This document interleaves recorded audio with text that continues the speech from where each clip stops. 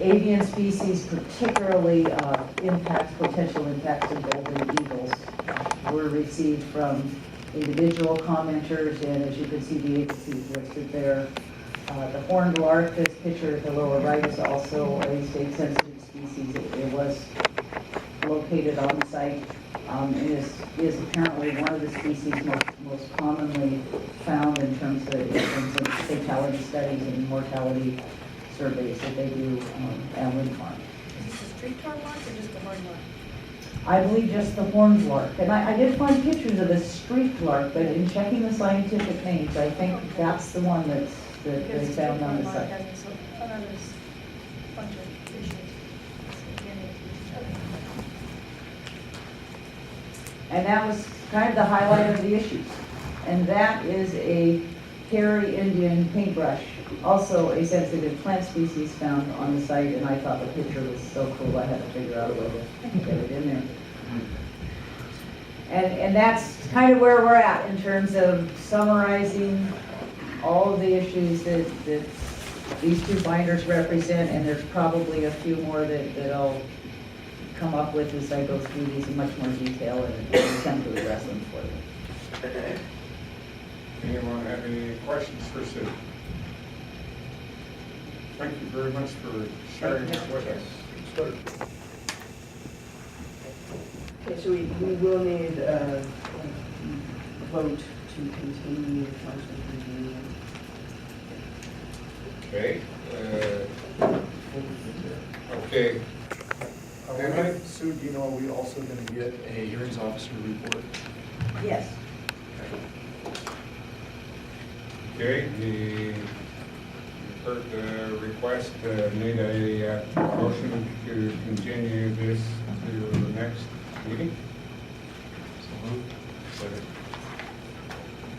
Been moved and seconded to continue the Brush Canyon Wind Power Facility discussion to our next meeting. Is that adequate? The council reviewed the draft defense order. That's what I said. Thank you. That is exactly what the motion was, is it not? Yes. Okay. And the second. Absolutely. So, any further discussion on the motion? The only thing I feel bad about, there are a lot of people in the audience that have come a long ways, and they have their time, they've come planning to testify, and They can't testify. they can't testify. Testify. Okay. I think that's what I understood, so Yes. my mistake. Okay. Anything further on this? Call the roll. Renee Dowling, Aye. Brian Wolf, Aye. Trey Sen, John Wallace, Aye. Paul Sumner, Aye. Andy Jenkins, Yes. Barry Violet. Motion carries. Okay. Mr. Chair, Yes. And just a reminder, Sorry? if anyone would like a copy of either all of the written comments or any particular ones to either let Shiloh and I know, we'll get them to you just as quickly as we can. Okay. Now, I think we're at the point in our agenda to take public comment. Is that where I think we are, Todd? Yes, Mr. Chair, that is the last Okay. item on the agenda. And I gladly open it up for the public to make comments before the council. I will ask you to please note that the Saddleview Wind Park proposed order and the Troutdale Energy Center proposed order are both contested cases and may not be referred to. And then the Brush Canyon Wind Facility draft proposed order comment deadline is passed and no comments may be made on the Brush Canyon wind facility. So with those caveats, I will turn it over to Todd for the public comment. All right, the first person to comment, Cindy Sevier.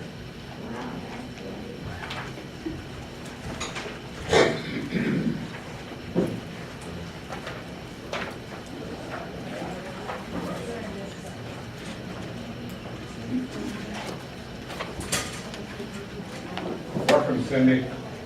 Thank you, council, for allowing me to speak today, and I'd just like to make a quick comment, and then I have some questions that I have for FSEC. My comment briefly is, I lived in North Juniper Canyon, which was the site of the State Line Wind Project. And during that time that I lived out there, I rode a lot of colts out on the brakes. And during that time, I'd see a lot of Navy flyboys from Whidbey Island fly over that area. And I was just thinking today, which makes me feel safer as United States citizens from terrorists? Is it a wind turbine, or is it the Navy flyboys from Whidbey Island? That's my only comment. I would like to read the questions, and I'm here today to request answers from the Energy Facility Siting Council and the Oregon Department of Energy on standards they are currently applying to wind projects that are sited in Oregon. 1, on the record, what was the reasoning or deliberation by FSEC and the department for selecting OAR 340-035-0035, Department of Environmental Quality Noise Standard? 2, on record, how was the quarter-mile setback distance from noise-sensitive receiver to turbine decided upon by the department and FSEC? On what date was it incorporated into the current standards? 3, by what process was OAR 340-035-0035, the DEQ noise standard and the quarter-mile setback selected? What scientific documents relating to noise, human health safety standards, medical data on health dangers of low-frequency infrasound, physician input, independent experts, not funded by wind company monies, and factual information was used to make these decisions? Please include dates, testimony, and documents used.